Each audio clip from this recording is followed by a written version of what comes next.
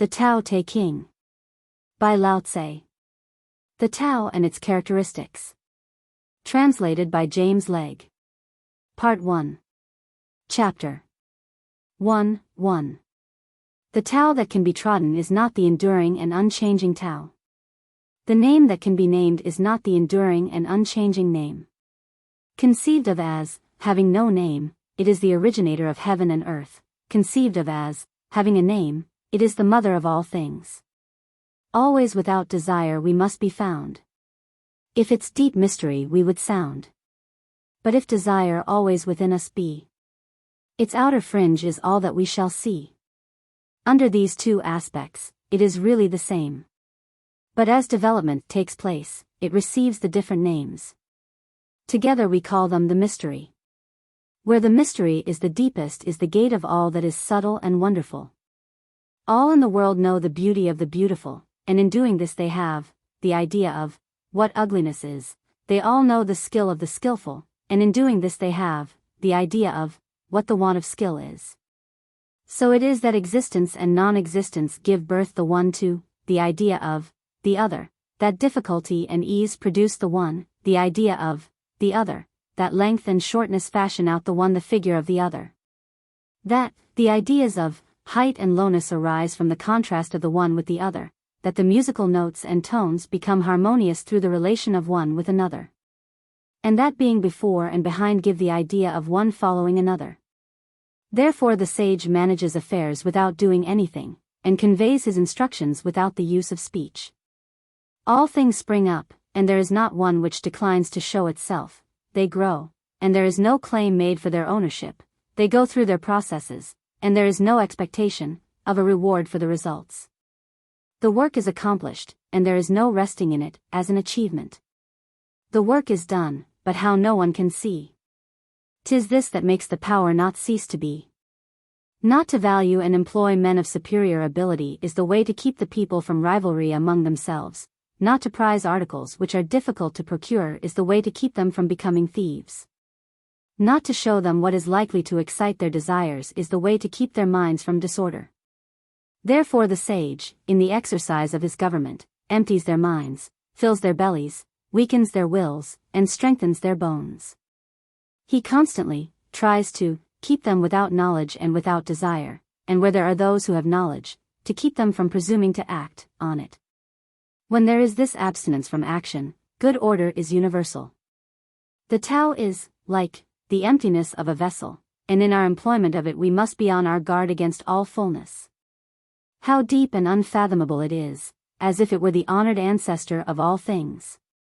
We should blunt our sharp points, and unravel the complications of things. We should attemper our brightness, and bring ourselves into agreement with the obscurity of others. How pure and still the Tao is, as if it would ever so continue. I do not know whose son it is. It might appear to have been before God. Heaven and earth do not act from the impulse of any wish to be benevolent. They deal with all things as the dogs of grass are dealt with. The sages do not act from any wish to be benevolent. They deal with the people as the dogs of grass are dealt with. May not the space between heaven and earth be compared to a bellows? 'Tis emptied, yet it loses not its power. 'Tis moved again, and sends forth air the more. Much speech to swift exhaustion lead we see. Your inner being guard, and keep it free. The valley spirit dies not, I the same. The female mystery thus do we name. Its gate, from which at first they issued forth, is called the root from which grew heaven and earth. Long and unbroken does its power remain, used gently, and without the touch of pain. Heaven is long enduring and earth continues long. The reason why heaven and earth are able to endure and continue thus long is because they do not live of, or for, themselves. This is how they are able to continue and endure. Therefore the sage puts his own person last, and yet it is found in the foremost place. He treats his person as if it were foreign to him, and yet that person is preserved. Is it not because he has no personal and private ends, that therefore such ends are realized? The highest excellence is like that of water. The excellence of water appears in its benefiting all things, and in its occupying, without striving, to the contrary, the low place which all men dislike. Hence, its way is near to that of the Tao. The excellence of a residence is in the suitability of the place. That of the mind is in abysmal stillness. That of associations is in their being with the virtuous. That of government is in its securing good order. That of the conduct of affairs is in its ability, and that of the initiation of any movement is in its timeliness. And when one with the highest excellence does not wrangle about his low position, no one finds fault with him. It is better to leave a vessel unfilled than to attempt to carry it when it is full. If you keep feeling a point that has been sharpened, the point cannot long preserve its sharpness. When gold and jade fill the hall, their possessor cannot keep them safe. When wealth and honors lead to arrogancy, this brings its evil on itself. When the work is done, and one's name is becoming distinguished, to withdraw into obscurity is the way of heaven. When the intelligent and animal souls are held together in one embrace, they can be kept from separating. When one gives undivided attention to the vital breath, and brings it to the utmost degree of pliancy, he can become as a tender babe. When he has cleansed away the most mysterious sights of his imagination, he can become without a flaw. In loving the people and ruling the state, cannot he proceed without any purpose of action? In the opening and shutting of his gates of heaven, cannot he do so as a female bird? While his intelligence reaches in every direction, cannot he appear to be without knowledge? The Tao produces all things, and nourishes them. It produces them and does not claim them as its own. It does all, and yet does not boast of it. It presides over all, and yet does not control them. This is what is called the mysterious quality of the Tao. The 30 spokes unite in the one nave, but it is on the empty space, for the axle, that the use of the wheel depends. Clay is fashioned into vessels, but it is on their empty hollowness that their use depends. The door and windows are cut out from the walls to form an apartment, but it is on the empty space within that its use depends. Therefore, what has a positive existence serves for profitable adaptation, and what has not that for actual usefulness. Colors 5 hues from eyes their sight will take. Music's 5 notes the ears as deaf can make. The flavors 5 deprive the mouth of taste. The chariot course, and the wild hunting waste. Make mad the mind, and objects rare and strange. Sought for, men's conduct will to evil change.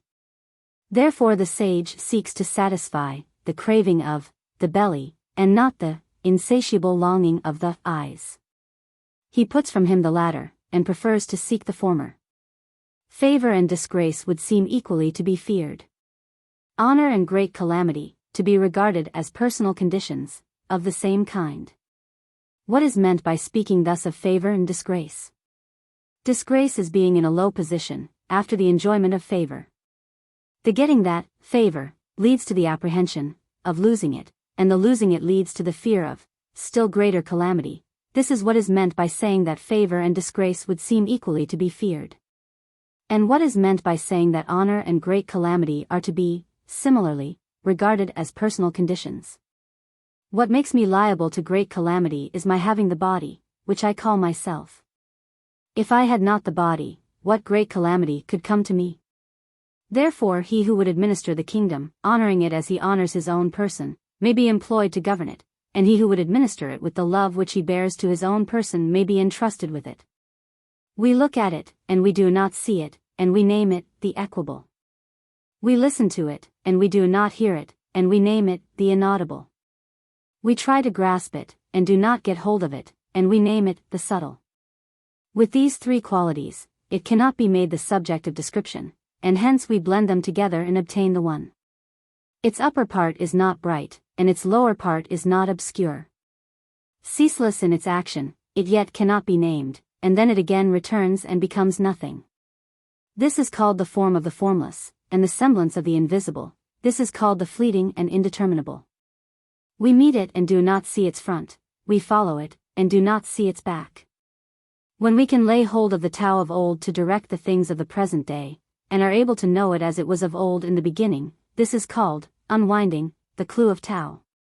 The skillful masters of the Tao, in old times, with a subtle and exquisite penetration, comprehended its mysteries, and were deep also, so as to elude men's knowledge. As they were thus beyond men's knowledge, I will make an effort to describe of what sort they appeared to be. Shrinking looked they like those who wade through a stream in winter, irresolute like those who are afraid of all around them. Grave like a guest, in awe of his host, evanescent like ice that is melting away, unpretentious like wood that has not been fashioned into anything, vacant like a valley, and dull like muddy water. Who can make the muddy water clear? Let it be still, and it will gradually become clear. Who can secure the condition of rest? Let movement go on, and the condition of rest will gradually arise. They who preserve this method of the Tao do not wish to be full of themselves. It is through their not being full of themselves that they can afford to seem worn and not appear new and complete. The state of vacancy should be brought to the utmost degree, and that of stillness guarded with unwearying vigor. All things alike go through their processes of activity, and, then, we see them return to their original state. When things, in the vegetable world, have displayed their luxuriant growth, we see each of them return to its root.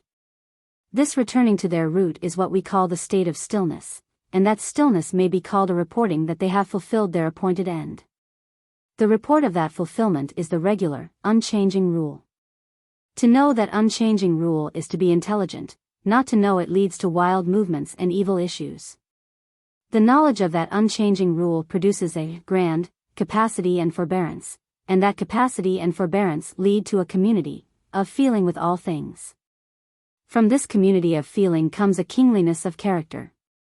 And he who is king-like goes on to be heaven-like. In that likeness to heaven he possesses the Tao. Possessed of the Tao, he endures long, and to the end of his bodily life, is exempt from all danger of decay. In the highest antiquity, the people did not know that there were their rulers. In the next age they loved them and praised them. In the next they feared them, in the next they despised them. Thus it was that when faith, in the Tao, was deficient, in the rulers, a want of faith in them ensued, in the people. How irresolute did those earliest rulers appear, showing, by their reticence, the importance which they set upon their words. Their work was done and their undertakings were successful, while the people all said, "We are as we are, of ourselves."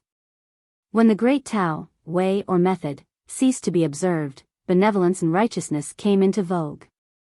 Then appeared wisdom and shrewdness, and there ensued great hypocrisy. When harmony no longer prevailed throughout the six kinships, filial sons found their manifestation. When the states and clans fell into disorder, loyal ministers appeared. If we could renounce our sageness and discard our wisdom, it would be better for the people 100-fold. If we could renounce our benevolence and discard our righteousness, the people would again become filial and kindly. If we could renounce our artful contrivances and discard our scheming for gain, there would be no thieves nor robbers. Those three methods of government thought olden ways in elegance did fail, and made these names their want of worth to veil.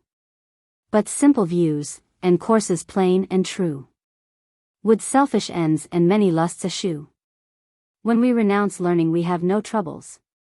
The ready, yes, and flattering, yeah. Small is the difference they display. But mark their issues, good and ill. What space the gulf between shall fill. What all men fear is indeed to be feared, but how wide and without end is the range of questions, asking to be discussed. The multitude of men look satisfied and pleased, as if enjoying a full banquet, as if mounted on a tower in spring. I alone seem listless and still, my desires having as yet given no indication of their presence. I am like an infant which has not yet smiled. I look dejected and forlorn, as if I had no home to go to. The multitude of men all have enough and to spare. I alone seem to have lost everything. My mind is that of a stupid man, I am in a state of chaos. Ordinary men look bright and intelligent, while I alone seem to be benighted. They look full of discrimination, while I alone am dull and confused. I seem to be carried about as on the sea, drifting as if I had nowhere to rest. All men have their spheres of action, while I alone seem dull and incapable, like a rude borderer. Thus, I alone am different from other men, but I value the nursing mother, the Tao. The grandest forms of active force. From Tao come, their only source. Who can of Tao the nature tell? Our sight it flies, our touch as well. Eluding sight, eluding touch. The forms of things all in it crouch. Eluding touch, eluding sight. There are their semblances, all right. Profound it is, dark and obscure.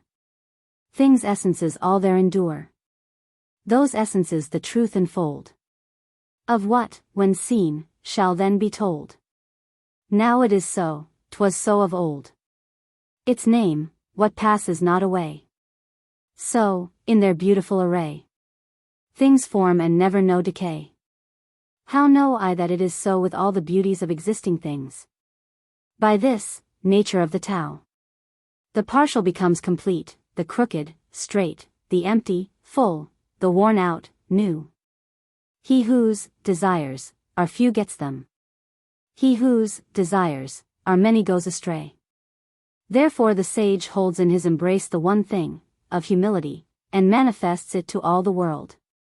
He is free from self-display, and therefore he shines. From self-assertion, and therefore he is distinguished, from self-boasting, and therefore his merit is acknowledged, from self-complacency, and therefore he acquires superiority. It is because he is thus free from striving that therefore no one in the world is able to strive with him. That saying of the ancients that the partial becomes complete was not vainly spoken. All real completion is comprehended under it. Abstaining from speech marks him who is obeying the spontaneity of his nature. A violent wind does not last for a whole morning, a sudden rain does not last for the whole day. To whom is it that these, too, things are owing? To heaven and earth. If heaven and earth cannot make such spasmodic actings last long, how much less can man? Therefore when one is making the Tao his business, those who are also pursuing it, agree with him in it, and those who are making the manifestation of its course their object agree with him in that. While even those who are failing in both these things agree with him where they fail. Hence, those with whom he agrees as to the Tao have the happiness of attaining to it. Those with whom he agrees as to its manifestation have the happiness of attaining to it, and those with whom he agrees in their failure have also the happiness of attaining to the Tao. But, when there is not faith sufficient, on his part, a want of faith, in him, ensues, on the part of the others. He who stands on his tiptoes does not stand firm, he who stretches his legs does not walk easily. So, he who displays himself does not shine, he who asserts his own views is not distinguished, he who vaunts himself does not find his merit acknowledged, he who is self-conceited has no superiority allowed to him. Such conditions, viewed from the standpoint of the Tao, are like remnants of food, or a tumor on the body, which all dislike. Hence those who pursue the course of the Tao do not adopt and allow them. There was something undefined and complete, coming into existence before heaven and earth. How still it was and formless, standing alone, and undergoing no change, reaching everywhere and in no danger of being exhausted. It may be regarded as the mother of all things. I do not know its name, and I give it the designation of the Tao, the way or course. Making an effort, further, to give it a name I call it the Great. Great, it passes on, in constant flow. Passing on, it becomes remote. Having become remote, it returns. Therefore the Tao is great, heaven is great, earth is great, and the sage, king is also great. In the universe there are four that are great, and the sage, king is one of them. Man takes his law from the earth takes its law from heaven takes its law from the Tao. The law of the Tao is its being what it is. Gravity is the root of lightness, stillness, the ruler of movement. Therefore a wise prince, marching the whole day, does not go far from his baggage wagons. Although he may have brilliant prospects to look at, he quietly remains, in his proper place, indifferent to them. How should the lord of a myriad chariots carry himself lightly before the kingdom? If he do act lightly, he has lost his root of gravity. If he proceed to active movement, he will lose his throne. The skillful traveler leaves no traces of his wheels or footsteps. The skillful speaker says nothing that can be found fault with or blamed. The skillful reckoner uses no tallies. The skillful closer needs no bolts or bars, while to open what he has shut will be impossible. The skillful binder uses no strings or knots, while to unloose what he has bound will be impossible. In the same way the sage is always skillful at saving men, and so he does not cast away any man. He is always skillful at saving things, and so he does not cast away anything. This is called hiding the light of his procedure. Therefore the man of skill is a master, to be looked up to, by him who has not the skill, and he who has not the skill is the helper of, the reputation of, him who has the skill. If the one did not honor his master, and the other did not rejoice in his helper, an observer, though intelligent, might greatly err about them. This is called the utmost degree of mystery. Who knows his manhood strength? Yet still his female feebleness maintains. As to one channel flow the many drains. All come to him, yea, all beneath the sky. Thus he the constant excellence retains. The simple child again, free from all stains. Who knows how white attracts? Yet always keeps himself within black shade. The pattern of humility displayed. Displayed in view of all beneath the sky. He in the unchanging excellence arrayed. Endless return to man's first state has made. Who knows how glory shines? Yet love's disgrace, nor err for it is pale. Behold his presence in a spacious vale, to which men come from all beneath the sky. The unchanging excellence completes its tale. The simple infant man in him we hail. The unwrought material, when divided and distributed, forms vessels. The sage, when employed, becomes the head of all the officers of government, and in his greatest regulations he employs no violent measures. If any one should wish to get the kingdom for himself, and to effect this by what he does, I see that he will not succeed. The kingdom is a spirit-like thing, and cannot be got by active doing. He who would so win it destroys it. He who would hold it in his grasp loses it. The course and nature of things is such that what was in front is now behind. What warmed anon we freezing find. Strength is of weakness oft the spoil. The store in ruins mocks our toil. Hence the sage puts away excessive effort, extravagance, and easy indulgence.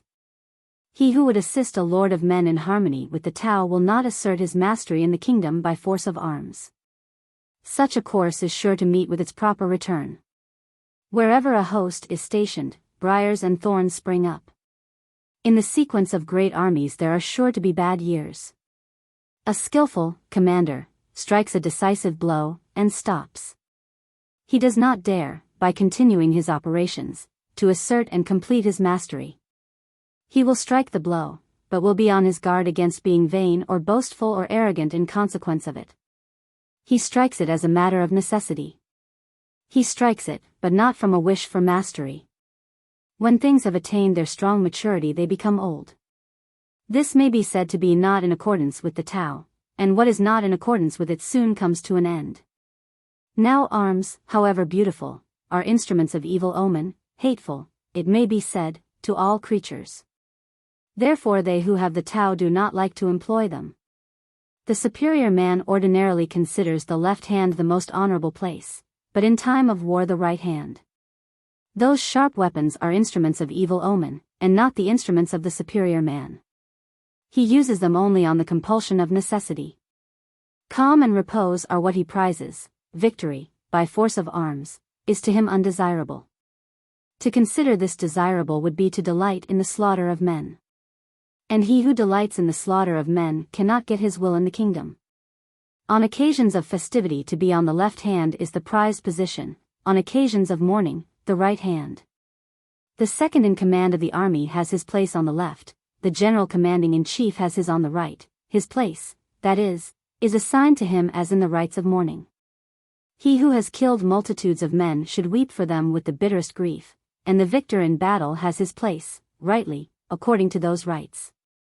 The Tao, considered as unchanging, has no name. Though in its primordial simplicity it may be small, the whole world dares not deal with one embodying it as a minister. If a feudal prince or the king could guard and hold it, all would spontaneously submit themselves to him. Heaven and earth, under its guidance, unite together and send down the sweet dew, which, without the directions of men, reaches equally everywhere as of its own accord. As soon as it proceeds to action, it has a name. When it once has that name, men can know to rest in it. When they know to rest in it, they can be free from all risk of failure and error. The relation of the Tao to all the world is like that of the great rivers and seas to the streams from the valleys. He who knows other men is discerning. He who knows himself is intelligent. He who overcomes others is strong. He who overcomes himself is mighty. He who is satisfied with his lot is rich. He who goes on acting with energy has a firm will. He who does not fail in the requirements of his position continues long. He who dies and yet does not perish has longevity. All-pervading is the great Tao. It may be found on the left hand and on the right. All things depend on it for their production, which it gives to them, not one refusing obedience to it. When its work is accomplished, it does not claim the name of having done it. It clothes all things as with a garment, and makes no assumption of being their lord. It may be named in the smallest things. All things return to their root and disappear, and do not know that it is it which presides over their doing so. It may be named in the greatest things. Hence the sage is able, in the same way, to accomplish his great achievements. It is through his not making himself great that he can accomplish them. To him who holds in his hands the great image of the invisible Tao, the whole world repairs. Men resort to him and receive no hurt, but find rest, peace, and the feeling of ease. Music and dainties will make the passing guest stop, for a time. But though the Tao as it comes from the mouth, seems insipid and has no flavor, though it seems not worth being looked at or listened to, the use of it is inexhaustible. When one is about to take an inspiration, he is sure to make a previous expiration. When he is going to weaken another, he will first strengthen him. When he is going to overthrow another, he will first have raised him up. When he is going to despoil another, he will first have made gifts to him. This is called hiding the light of his procedure. The soft overcomes the hard, and the weak the strong. Fishes should not be taken from the deep. Instruments for the profit of a state should not be shown to the people. The Tao in its regular course does nothing, for the sake of doing it, and so there is nothing which it does not do. If princes and kings were able to maintain it, all things would of themselves be transformed by them. If this transformation became to me an object of desire, I would express the desire by the nameless simplicity. Simplicity without a name is free from all external aim. With no desire, at rest and still, all things go right as of their will. Part 2. Those who possessed in highest degree the attributes of the Tao did not seek to show them, and therefore they possessed them in fullest measure. Those who possessed in a lower degree those attributes sought how not to lose them, and therefore they did not possess them in fullest measure. Those who possessed in the highest degree those attributes did nothing with a purpose, and had no need to do anything. Those who possessed them in a lower degree were always doing, and had need to be so doing. Those who possessed the highest benevolence were always seeking to carry it out, and had no need to be doing so. Those who possessed the highest righteousness were always seeking to carry it out, and had need to be so doing. Those who possessed the highest sense of propriety were always seeking to show it, and when men did not respond to it, they bared the arm and marched up to them. Thus it was that when the Tao was lost, its attributes appeared. When its attributes were lost, benevolence appeared. When benevolence was lost, righteousness appeared.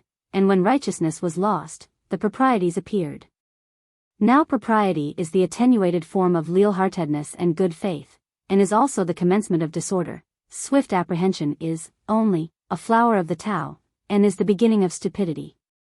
Thus it is that the great man abides by what is solid, and eschews what is flimsy, dwells with the fruit and not with the flower. It is thus that he puts away the one and makes choice of the other.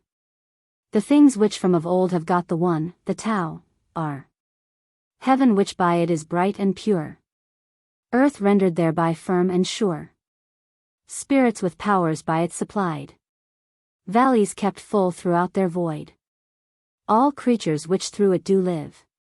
Princes and kings who from it get. The model which to all they give.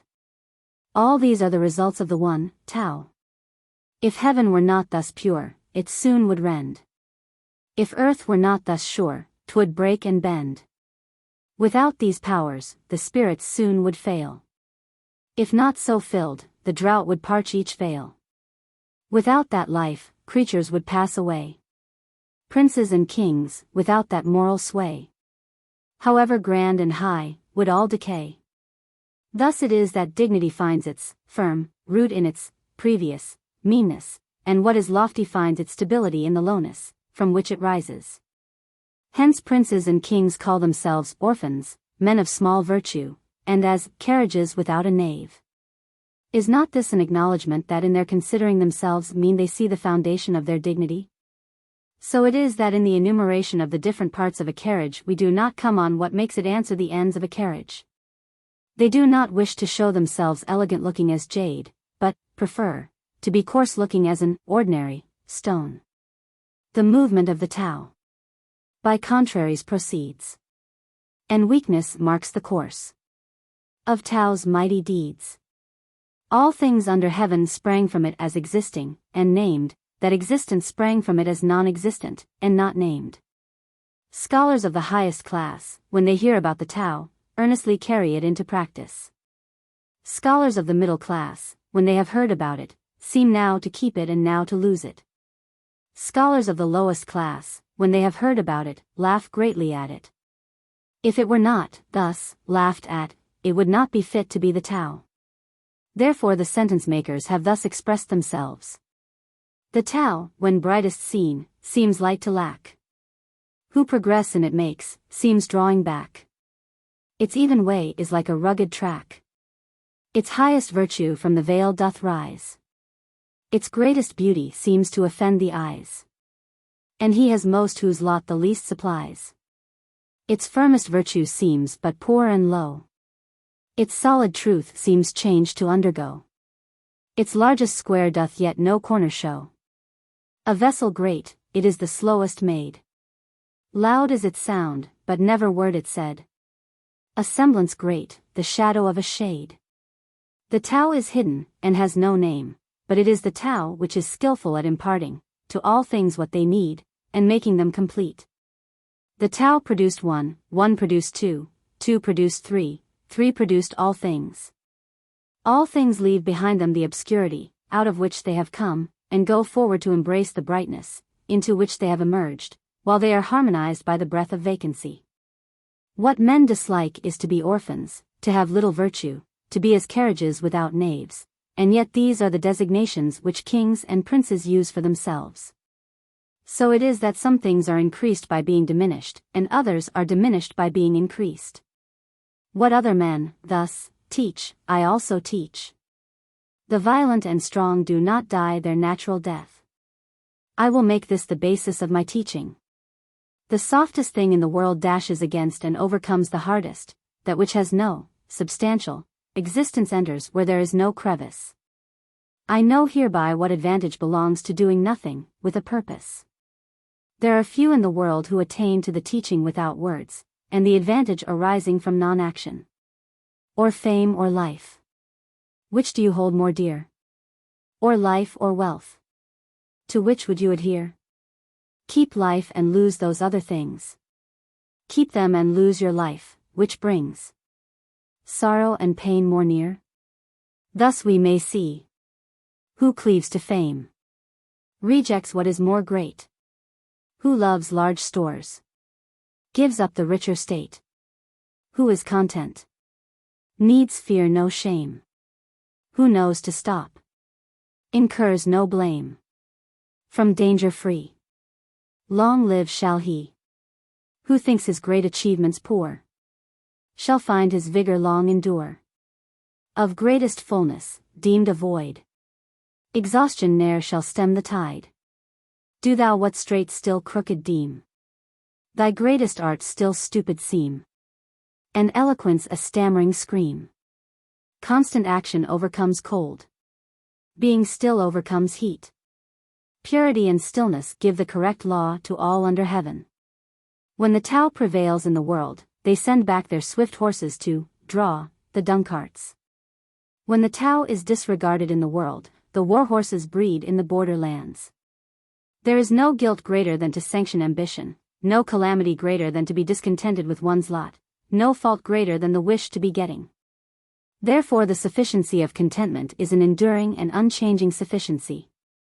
Without going outside his door, one understands all that takes place under the sky.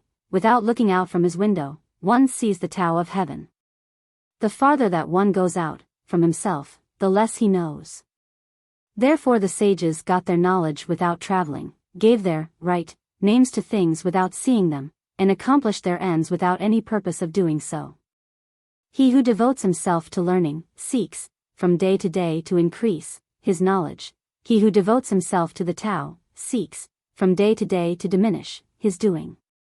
He diminishes it and again diminishes it, till he arrives at doing nothing, on purpose. Having arrived at this point of non-action, there is nothing which he does not do.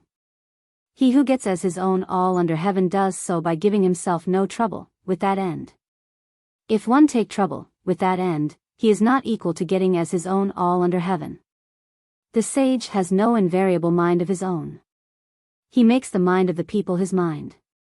To those who are good, to me, I am good, and to those who are not good, to me, I am also good, and thus, all get to be good. To those who are sincere, with me, I am sincere. And to those who are not sincere, with me, I am also sincere, and thus, all get to be sincere. The sage has in the world an appearance of indecision, and keeps his mind in a state of indifference to all.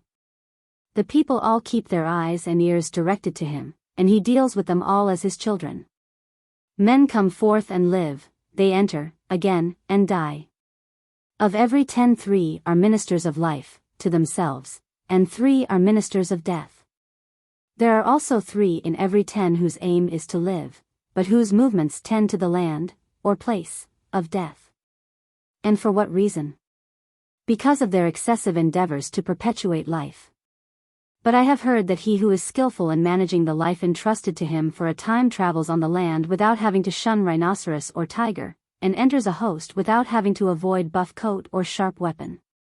The rhinoceros finds no place in him into which to thrust its horn, nor the tiger a place in which to fix its claws, nor the weapon a place to admit its point.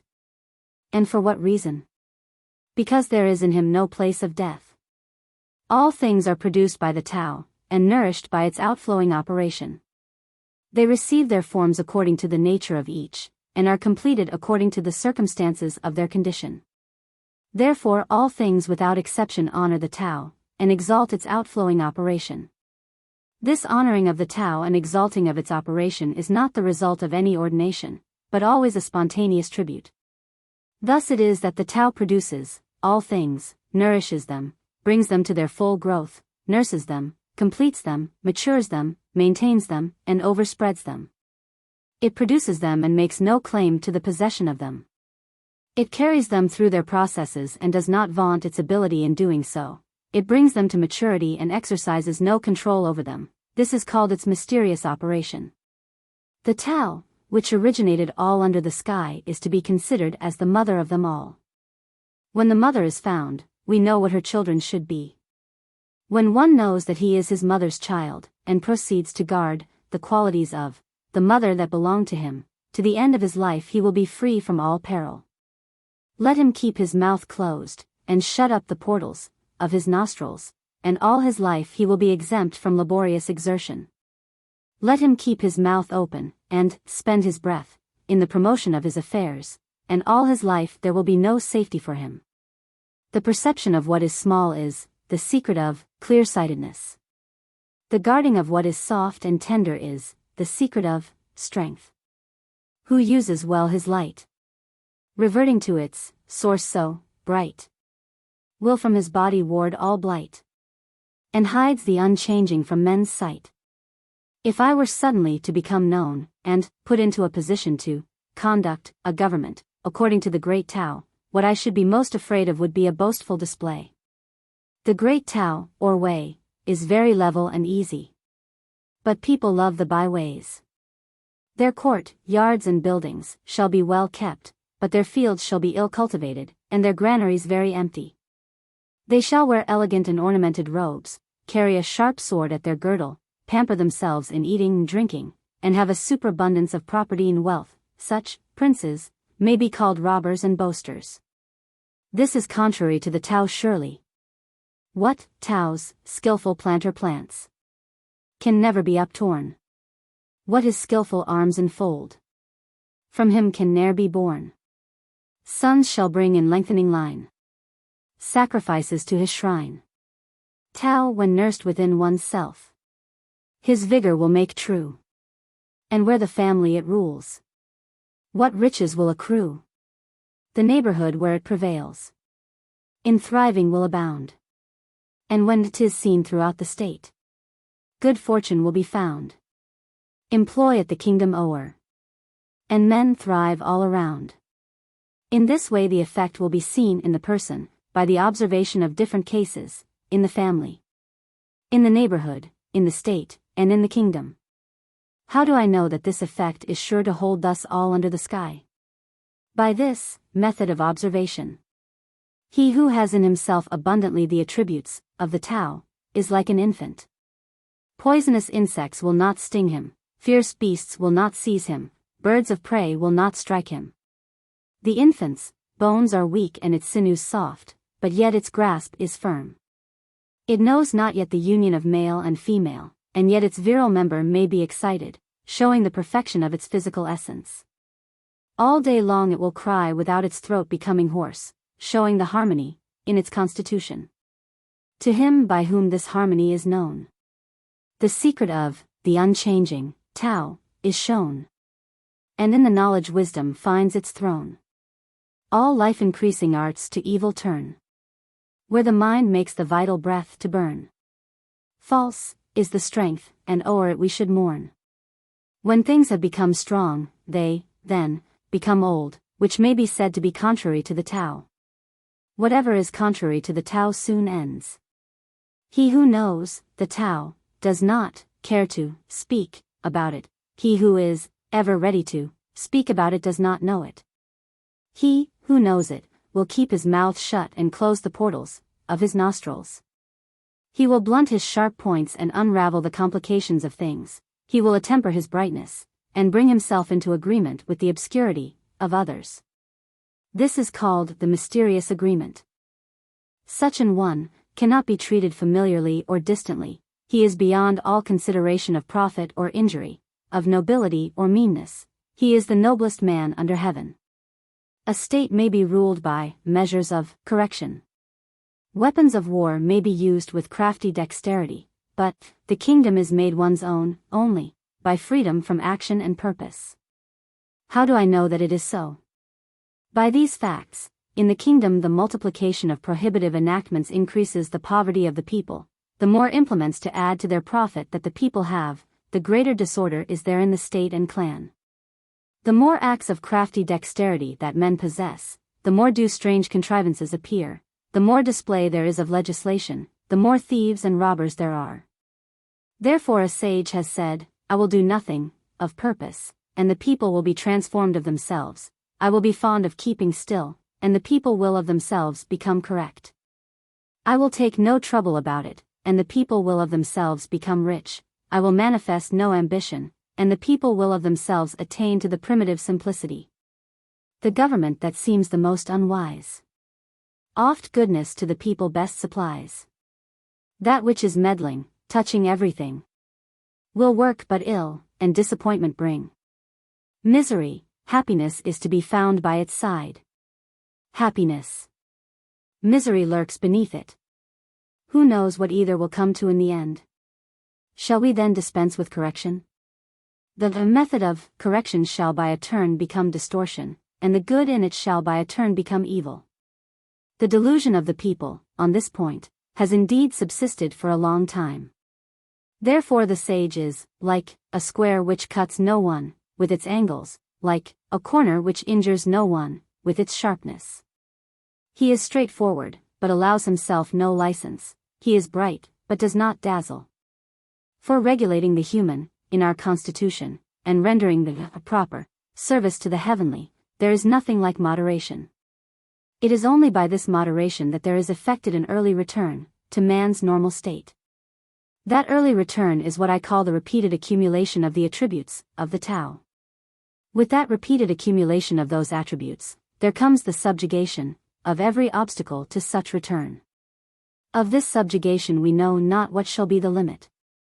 And when one knows not what the limit shall be, he may be the ruler of a state. He who possesses the mother of the state may continue long. His case is like that of the plant, of which we say that its roots are deep and its flower stalks firm. This is the way to secure that its enduring life shall long be seen. Governing a great state is like cooking small fish. Let the kingdom be governed according to the Tao, and the manies of the departed will not manifest their spiritual energy. It is not that those manies have not that spiritual energy, but it will not be employed to hurt men. It is not that it could not hurt men, but neither does the ruling sage hurt them. When these two do not injuriously affect each other, their good influences converge in the virtue of the Tao. What makes a great state is its being, like a low-lying, down-flowing stream. It becomes the center to which tend all the small states under heaven. To illustrate from the case of all females, the female always overcomes the male by her stillness. Stillness may be considered a sort of abasement. Thus it is that a great state, by condescending to small states, gains them for itself. And that small states, by abasing themselves to a great state, win it over to them. In the one case the abasement leads to gaining adherence, in the other case to procuring favor. The great state only wishes to unite men together and nourish them. A small state only wishes to be received by, and to serve, the other. Each gets what it desires, but the great state must learn to abase itself. Tao has of all things the most honored place. No treasures give good men so rich a grace. Bad men it guards, and doth their ill efface. Its admirable words can purchase honor, its admirable deeds can raise their performer above others. Even men who are not good are not abandoned by it. Therefore when the sovereign occupies his place as the Son of Heaven, and he has appointed his 3 ducal ministers, though a prince were to send in a round symbol of rank large enough to fill both the hands, and that as the precursor of the team of horses, in the courtyard, such an offering would not be equal to a lesson of this Tao, which one might present on his knees. Why was it that the ancients prized this Tao so much? Was it not because it could be got by seeking for it, and the guilty could escape from the stain of their guilt by it? This is the reason why all under heaven consider it the most valuable thing.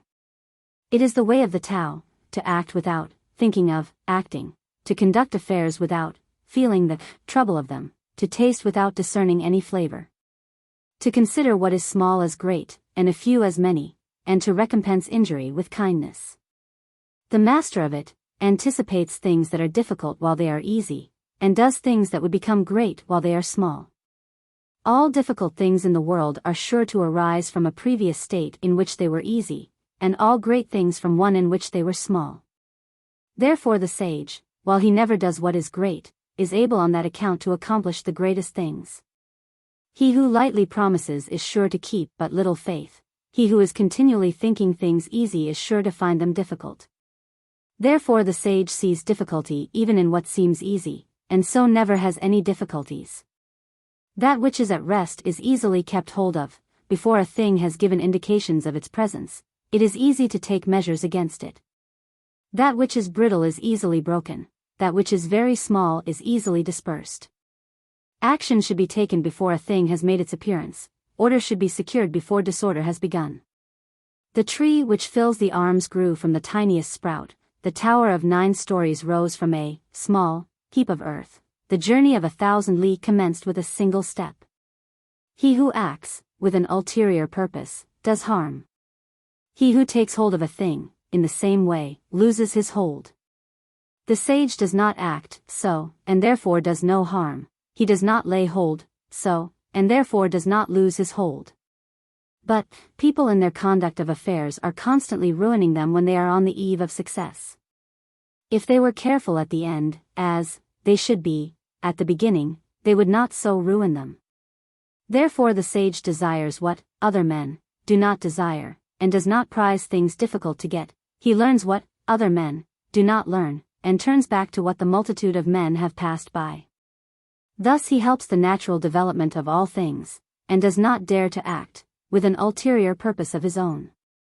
The ancients who showed their skill in practicing the Tao did so, not to enlighten the people, but rather to make them simple and ignorant. The difficulty in governing the people arises from their having much knowledge. He who tries to govern a state by his wisdom is a scourge to it, while he who does not try to do so is a blessing. He who knows these two things finds in them also his model and rule. Ability to know this model and rule constitutes what we call the mysterious excellence of a governor.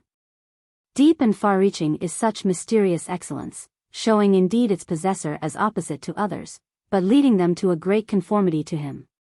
That whereby the rivers and seas are able to receive the homage and tribute of all the valley streams, is their skill in being lower than they. It is thus that they are the kings of them all. So it is that the sage, ruler, wishing to be above men, puts himself by his words below them, and, wishing to be before them, places his person behind them. In this way, though he has his place above them, men do not feel his weight, nor though he has his place before them, do they feel it an injury to them.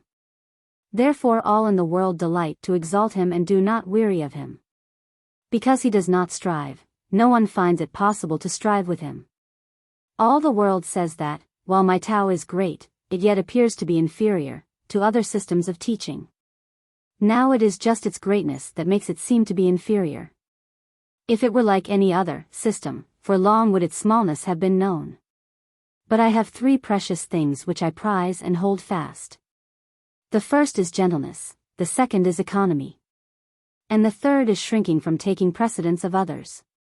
With that gentleness I can be bold, with that economy I can be liberal, shrinking from taking precedence of others, I can become a vessel of the highest honor. Nowadays they give up gentleness and are all for being bold, economy, and are all for being liberal, the hindmost place, and seek only to be foremost, of all which the end is death. Gentleness is sure to be victorious even in battle, and firmly to maintain its ground. Heaven will save its possessor, by his very gentleness protecting him. He who in Tao's wars has skill assumes no martial port. He who fights with most goodwill to rage makes no resort. He who vanquishes yet still keeps from his foes apart. He whose hests men most fulfill yet humbly plies his art. Thus we say, he ne'er contends, and therein is his might. Thus we say, men's wills he bends, that they with him unite. Thus we say, like heaven's his ends. No sage of old more bright. A master of the art of war has said, I do not dare to be the host, to commence the war. I prefer to be the guest, to act on the defensive. I do not dare to advance an inch, I prefer to retire a foot. This is called marshalling the ranks where there are no ranks, bearing the arms, to fight, where there are no arms to bear. Grasping the weapon where there is no weapon to grasp, advancing against the enemy where there is no enemy. There is no calamity greater than lightly engaging in war. To do that is near losing the gentleness, which is so precious. Thus it is that when opposing weapons are, actually, crossed, he who deplores the situation conquers.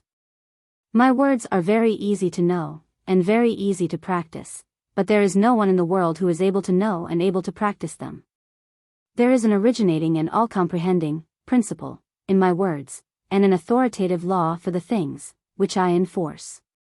It is because they do not know these, that men do not know me. They who know me are few, and I am on that account the more to be prized.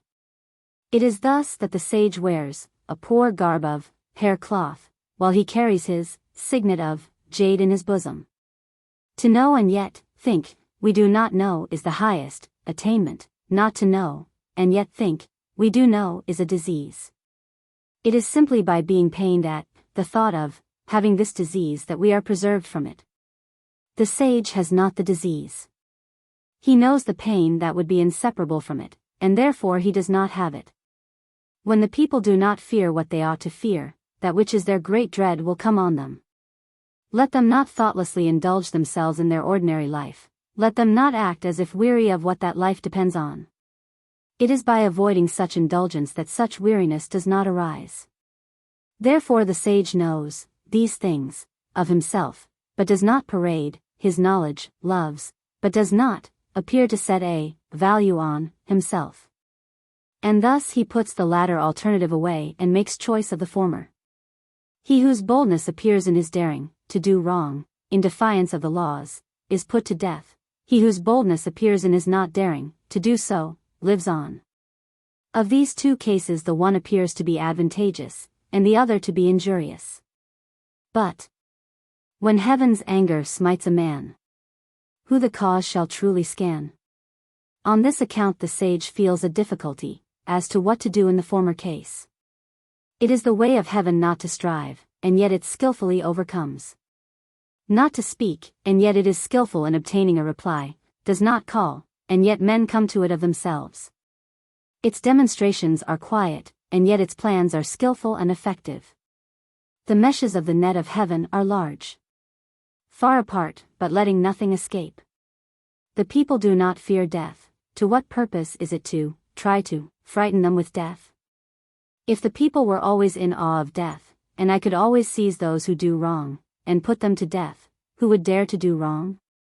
There is always one who presides over the infliction of death. He who would inflict death in the room of him who so presides over it may be described as hewing wood instead of a great carpenter.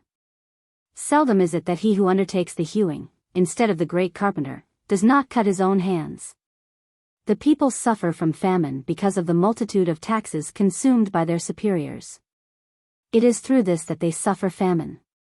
The people are difficult to govern because of the excessive agency of their superiors in governing them. It is through this that they are difficult to govern.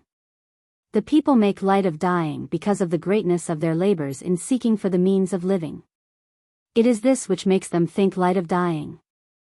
Thus it is that to leave the subject of living altogether out of view is better than to set a high value on it. Man at his birth is supple and weak, at his death, firm and strong. So it is with all things.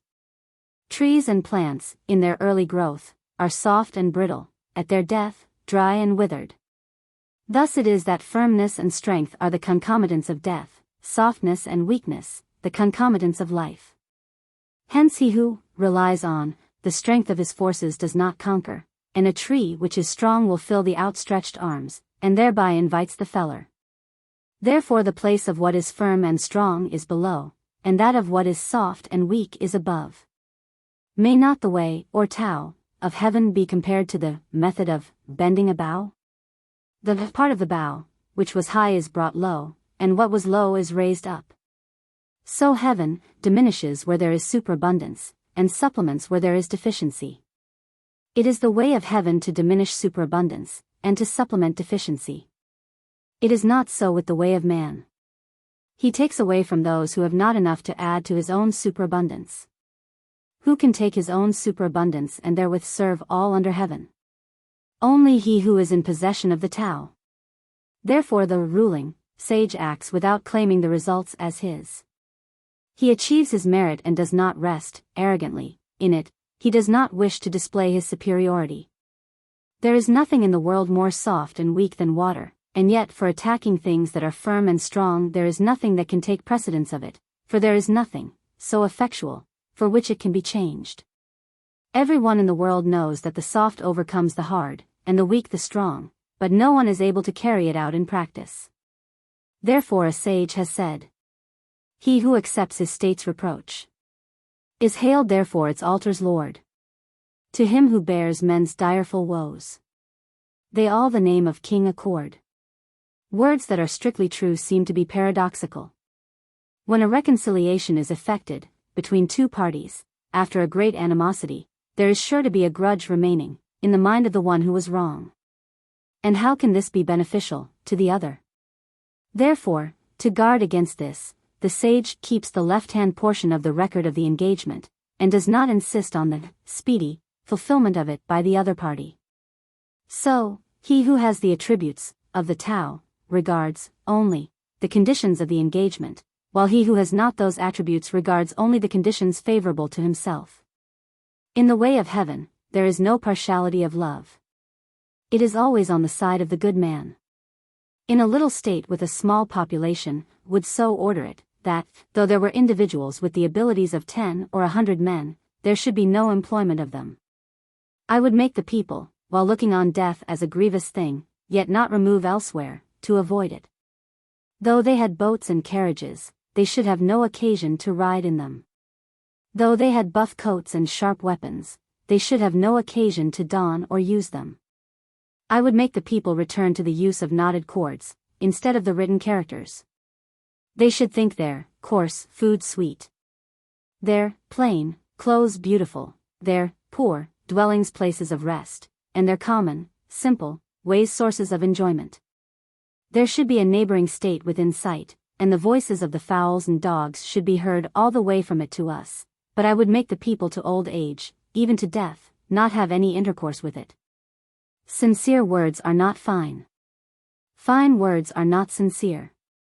Those who are skilled in the Tao do not dispute about it, the disputatious are not skilled in it. Those who know the Tao are not extensively learned, the extensively learned do not know it. The sage does not accumulate for himself. The more that he expends for others, the more does he possess of his own, the more that he gives to others, the more does he have himself. With all the sharpness of the way of heaven, it injures not. With all the doing in the way of the sage he does not strive.